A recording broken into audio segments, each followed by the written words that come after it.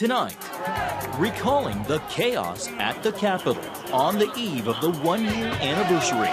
Testimony from the new Capitol Police Chief over the violent breach of the halls of Congress. Plus, the Great Resignation, looking for something better.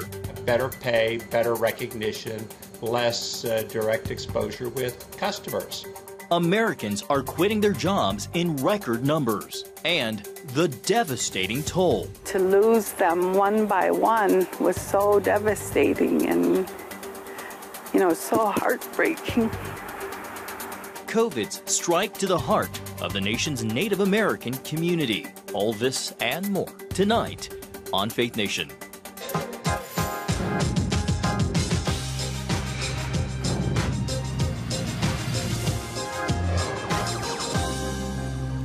What the January 6th Capitol riot means for the future of America 1 year later. Good evening and welcome to Faith Nation. I'm John Jessup. Well, tomorrow marks the day angry protesters stormed the U.S. Capitol here in Washington, D.C. almost a year ago in what some call the worst attack on American democracy since the Civil War.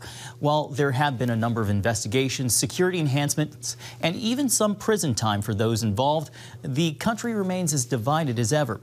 CBN national security correspondent Caitlin Burke has tonight's top story and explains why some fear the division poses a risk to the future of American democracy. On January 6, 2021, the world saw America's deep division on full display. In the aftermath of the Capitol riot, there was hope that unity would be restored. By many accounts, however, that hasn't been the case. If you look at other incidents, 9/11, school shootings, we've been brought together as Americans. This is the first incident that hasn't happened. Donnell Harvin served as D.C.'s Chief of Homeland Security and Intelligence. That helped him see a dangerous increase in online chatter from armed militias and known radical groups prior to the events of January 6th. His office helping to prepare the local response.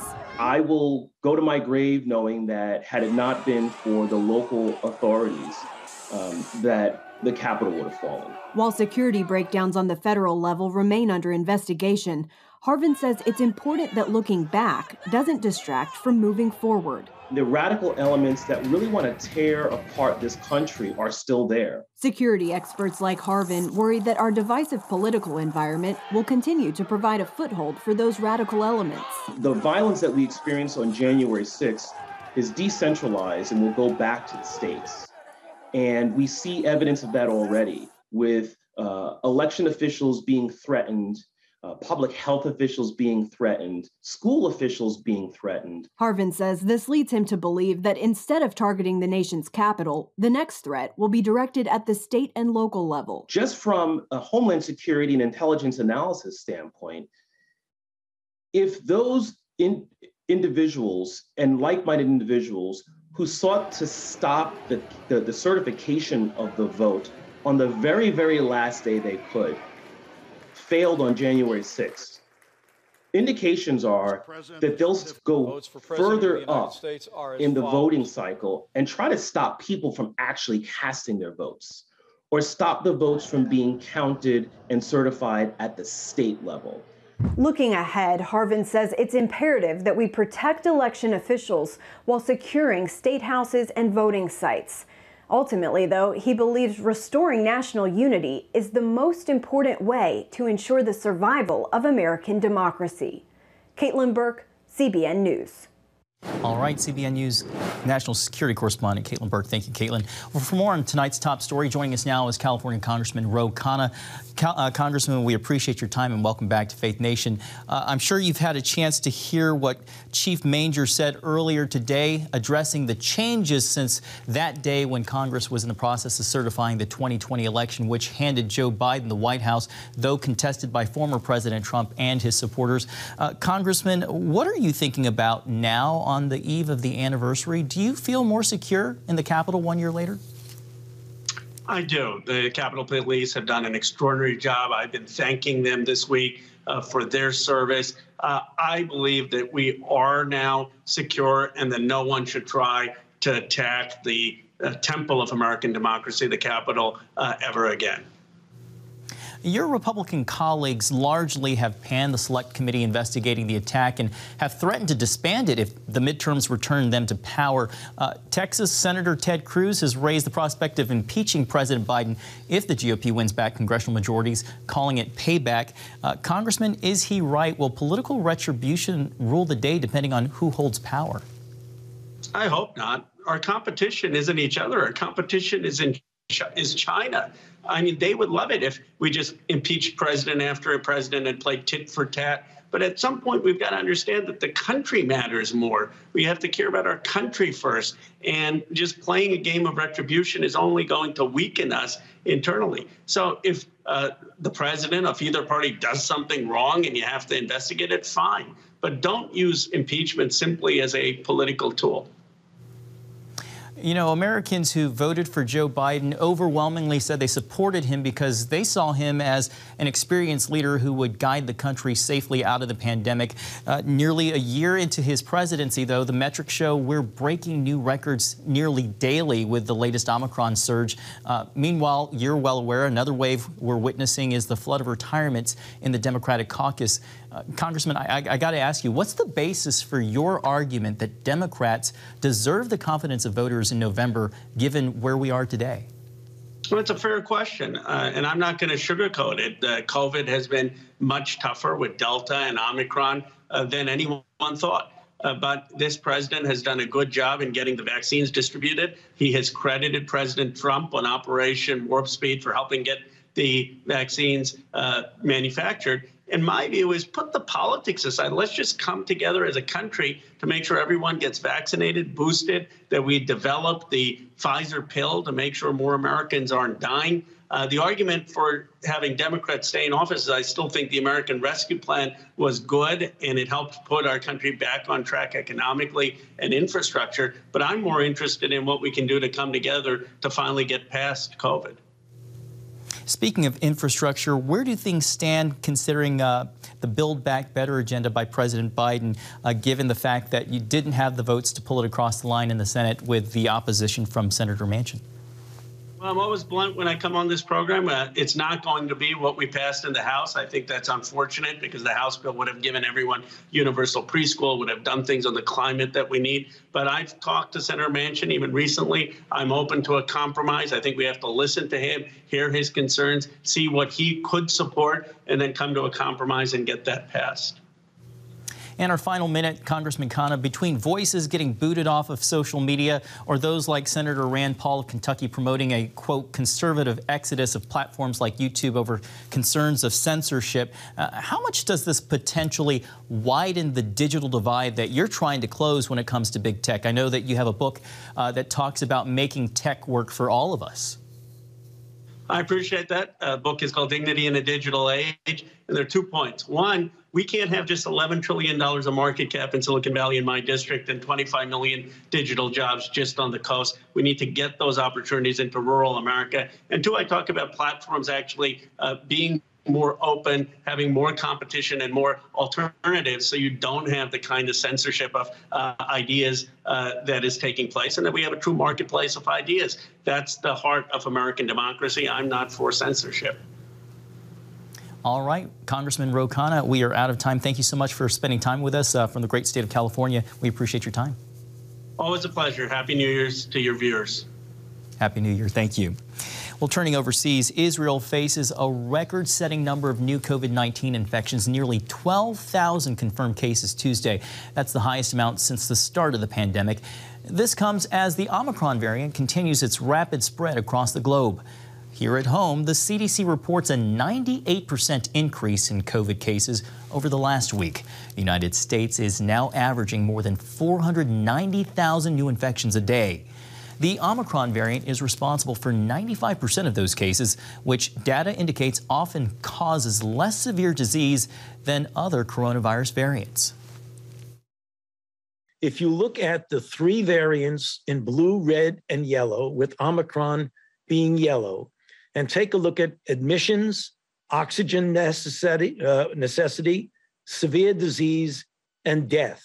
In each case, the yellow bar is significantly less than the red and the blue bar, which represent beta and delta.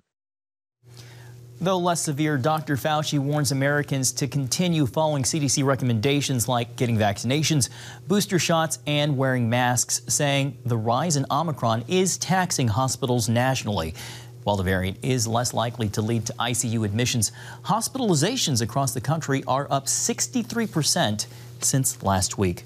Well, when it comes to the American economy, analysts and employers have their eyes on another surge. The Labor Department's newly released November numbers show a record quitting spree that may keep what's called the Great Resignation trending well into 2022. For more on the employment picture, we turn to CBN's Brody Carter. Brody, some financial experts, I understand, say people quitting is actually a good thing for the economy. Can you explain? John, that's right. 4.5 million people resigned from their jobs in November, beating the previous record in September. Now, while those folks aren't necessarily leaving the workforce, they're hoping to move into a better job. One analyst tells me this indicates the workforce is strengthening. Job quits, especially at record highs, are an indication of confidence within the consuming public and in the labor force in particular. Economic advisors like Stephen Skanke believe this resignation rate means people feel secure enough to leave their jobs and find one that fits their needs. There were 6.3 million people who left jobs. 4.5 million, as you point out, actually quit. November also saw 6.7 million new hires. While that's 6% lower than October, it's a positive sign of movement and mobility in the job market. Hospitality and food services, which include many lower-paying jobs, got hit the hardest, with 261,000 people leaving their positions. Construction was next with 110,000, and manufacturing jobs lost 66,000 workers. And they're migrating into job opportunities that have better pay, better recognition, less direct exposure with customers. Skanke also points out some potential concerns. For example, more than 1 million working mothers have not returned to work since the start of the pandemic. The U.S. economy is facing record high inflation, and just Monday, the U.S. saw 1 million cases of COVID reported. Still, Skanke says people leaving their jobs shows a strong heartbeat in the workforce. Quitting your job before you have another one, or even quitting your job after you have another one, shows a degree of confidence and adventuresomeness, I think, is just a hallmark of America. Employers have added 18.5 million jobs since April of 2020, still almost 4 million shy of what the economy boasted before the pandemic. John? Economists, Brody, say that figure, 18.5 million, is good news for the rebounding economy. Brody, can you tell us more about job growth in the United States? Well, John, private sector job growth more than doubling December expectations. Companies added 807,000 jobs. The largest increase was in leisure and hospitality. Now, Stephen went on to explain to me that many low-wage workers left for even a $1 raise at competing restaurants or hotels, which does add up to household expenditures. So even though we're seeing record numbers of people leave their jobs, many employers are working hard to fill vacant positions. John, back to you. All right, CBN's Brody Carter. Thank you, Brody. Thank you. Well, the presidency in peril, what the latest polling shows about how American voters feel about President Biden's job performance in the White House. Welcome back. Coronavirus and the economy, those are two of the biggest issues facing the Biden administration. And according to new polling, two of the main reasons the president's disapproval has reached a record high. The CNBC Change Research survey shows 56% of voters don't approve of Mr. Biden's job performance. The economy, one of the driving forces of that high number. 60% say they disapprove of the administration's economic policy, and 55% disagree with how the pandemic is being handled. Well, here with us now is CBN Chief Political Analyst David Brody. David, it seems with each new survey, the president's approval number keeps ticking downward. Not just conservatives who oppose his agenda. There's discontent that we should note among liberals who want him to do more to push a progressive agenda on climate to voting rights. David, with all those in mind, what does Biden need to do to turn things around? Well, let's be clear, John. He's kind of stuck at this point, right? He's gone down the liberal road. He's got to continue down that road. And this is why he's stuck, because if he wants to get those approval numbers up, he's going to have to do better with independents. What do independents want to see? Well, independents want to see tougher policies at the border. He's not going to do that. He just isn't. And also, when it comes to COVID, look, there is a mentality in this country, and I don't want to say vaccinated versus the unvaccinated, but there's a lot of stuff going on between kind of a schism in America between the vaccinated and unvaccinated. Now, it would be a great time for unity, a president to come out and talk about the unvaccinated in not such negative terms, and he's done that. He's called it a pandemic of the unvaccinated. He's kind of demonized the unvaccinated, but there are a lot of independents that are unvaccinated. There are plenty, obviously, of conservatives, too. So here's the point. If you want to do better with independents, you have to do those two things, immigration and talk a better game with the unvaccinated. But he's not going to do either one, so he's stuck. David, we're just starting a new year. November seems a ways off, but many of the moves being made by the administration come with the midterm elections in mind. Let's drill down here. What does the president's high disapproval mean for Democrats come Election Day? Well, it means the Titanic is right ahead. As a matter of fact, the iceberg is right ahead. And look, I'm not sure if they can do anything at this point. I mean, they're dug in. And as a matter of fact, they're not only dug in, but the Democrats, think that if they pass Build Back Better, it's going to all of a sudden help them in the midterms. Hey, this just in, can I yell it? I don't want to yell it. I got a microphone on. It's not. I mean, let's remember, the Build Back Better bill is basically social engineering, $1.75 trillion if it even gets passed. So this idea that Democrats want to spend more money and want to do more with climate change and want to push more of the left agenda isn't going to help them once again with who? Forget conservatives. It's not going to get conservatives. Independents. And if they want to somehow do well in 2022, they've got to come in the middle. And the problem is that the Biden administration and Biden himself has just not done that. So I just see an iceberg right ahead for sure. All right, CBN News Chief Political Analyst David Brody, we were able to fit all that in there. Thank you so much for your time, and we'll see you back here again. Thanks, John. A community more than 3 times as likely to contract COVID than white Americans, why they're at risk, and what's being done to help them when Faith Nation returns.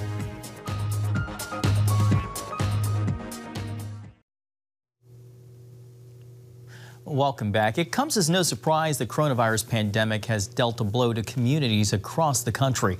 The toll has been particularly devastating among Native Americans. Infection rates soaring among the population and with deadly results. CBN's Mark Martin shows us how one tribe in Montana is fighting the outbreak. For Native Americans, family and community are extremely important, and those relationships have not escaped the pandemic's reach. Crow Tribe member Donna Stansover shared about the loss. To lose them one by one was so devastating and, so heartbreaking. To see so many of our people die from this. And it's like the outside world doesn't understand what we're going through. She and husband Russell began Arrow Creek International Ministries and have had to lead during these hard times. There was a period in our ministry time where we just couldn't accept all the requests for funeral officiating because there were so many. People were dying left and right. I'm here in front of the Crow Northern Cheyenne Indian Hospital in Crow Agency, Montana. The Crow Tribe especially has been hit hard by the pandemic. Its reservation sits in Bighorn County, which at one point had the state's highest infection rate and one of the highest in the country. It was devastating. We were pretty close. Wes Bremner, who lost his half-brother, lives on the Blackfeet Reservation in northwestern Montana. We like to gather in groups and all the time, and anymore, it's just unheard of. We're all isolated and separated, and we hardly ever see each other. In addition to high COVID infection rates, the American Indians and Alaska Natives suffer higher hospitalization and death rates than Asian, Black, Hispanic, and white persons. COVID in Indian countries had a substantial impact. It just, even in my family alone, it killed one of my grandfathers, several of my cousins, 2 or 3 of my friends, younger guys, early 40s that I went to high school with, they passed away from it. Several of them pretty healthy people. Montana State Senator Jason Small lives on the Northern Cheyenne Reservation. He blames healthcare disparities, geographical segregation, and multi-generational housing for the devastating impact. You have grandparents, you have parents, you have kids and grandchildren all living in the same house. You might have 10, 12, 14 people in the house. There may be an automobile for that house. There may not be. Montana Governor Greg Gianforte tells CBN News his administration has made Native Americans a priority in the COVID fight. We adopted a very simple rule. We said, let's get the vaccine to the people most vulnerable. First, our healthcare workers. Next, elderly, and we included Native peoples in that. They came right behind the healthcare workers. And working together with the tribal governments here in Montana, we've seen very high vaccination rates, and this has helped protect those communities. Alejandro Coca is the director of the Absaluka Service Corporation on the Crow Reservation. His team and Crow leaders provide personal protective equipment and places to quarantine for tribal members. Everybody should take this serious, and everybody should not only think of themselves, but think of others, those elders, not just Crow people elders, but Montana elders, Arizona elders, Wisconsin elders, New York elders. Their valuable knowledge is sitting there and is at risk to lose their life because of COVID. As Donna stands over Bull and her people fight against weariness, she knows the importance of prayer and hope. For the people out there, just to continue to pray for us, because we certainly need that prayer, and that this COVID would end. Mark Martin, CBN News, Montana. So many hurting in such an important story. Thank you, Mark. The National Zoo's wildlife gets a taste of winter weather when we come back.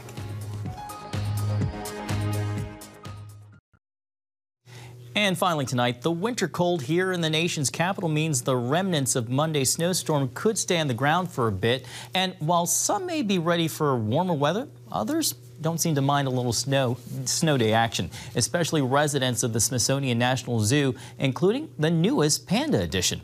The 16-month-old cub seems to be channeling his inner polar bear this week. The zoo released this video of the baby giant panda jumping, sliding down hills, and rolling around in the first snow of the new year. Looks like a lot of fun for that guy. A bit braver than he was last year. That's going to do it for tonight's Faith Nation. We hope to see you right back here tomorrow.